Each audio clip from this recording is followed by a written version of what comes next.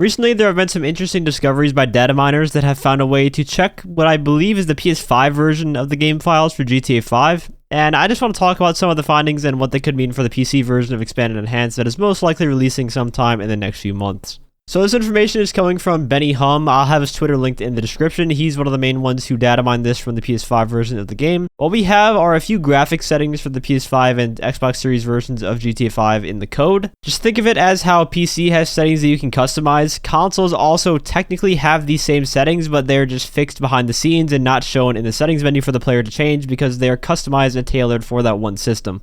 First, there's a set of Boolean expressions for each of the modes on Next Gen. We have performance, performance RT, and quality pertaining to RT ambient occlusion or ray traced ambient occlusion. And that is set to false, so it's not enabled on Next Gen systems at the moment.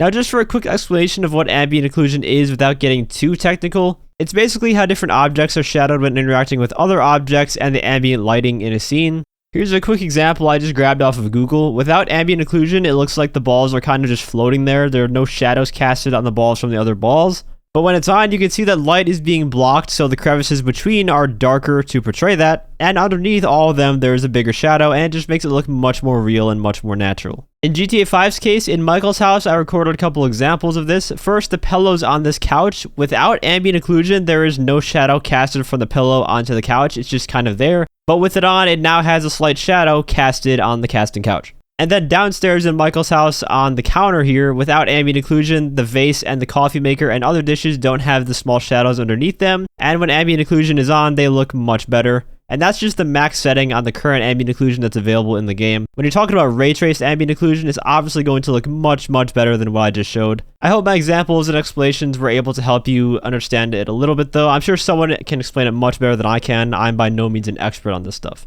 A couple lines down from the booleans though lies the RT ambient occlusion quality, with the quality mode having a value of 3 and the RT performance mode having a value of 1. Now the numbers refer to a quality setting like when you adjust the settings on PC to normal, high, and ultra, so we can assume that 1 is probably a normal or low setting, while 3 is probably a higher ultra quality setting considering it's set for the quality graphics mode, which is known to have the best visuals. There's also RT reflection occlusion that is disabled as well for each of the 3 graphics modes, with the quality setting being different from the performance RT and the quality modes. I'm less familiar with what RT reflection occlusion actually does, so I can't really give you a good explanation on that. But just know it's an option that would make the game look better.